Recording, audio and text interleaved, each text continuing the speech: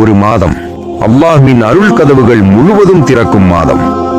ஒரு மாதம் நரகத்தின் கதவுகள் மூடப்படும் மாதம். ஒரு மாதம் ஷைத்தான்கள் கூட சங்கிலியால் கட்டப்படும் மாதம். அந்த அதிசயமான மாதம் ரமதான். இந்த ரமதானின் மகத்துவத்தை நபி ஸல்லல்லாஹு அலைஹி வஸல்லம் அவர்கள் எவ்வாறு விளக்கினார்கள் தெரியுமா? நபி ஸல்லல்லாஹு அலைஹி வஸல்லம் அவர்கள் கூறினார்கள், ரமதான் வந்தால் சொர்க்கத்தின் கதவுகள் திறக்கப்படும், நரகத்தின் கதவுகள் மூடப்படும், ஷைத்தான்கள் சங்கிலியால் கட்டப்படுவார்கள். இதன் அர்த்தம் என்ன?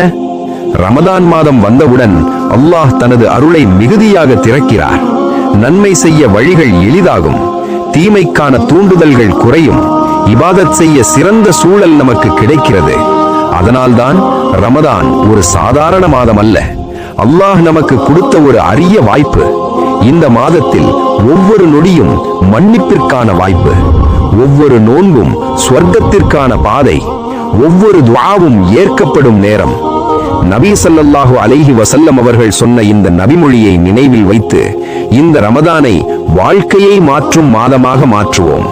அல்லாஹ் நமக்கு இந்த ரமதானை முழுமையாக பயனாக்கும் தௌஃபீக் அளிக்கட்டும். ஆமீன்.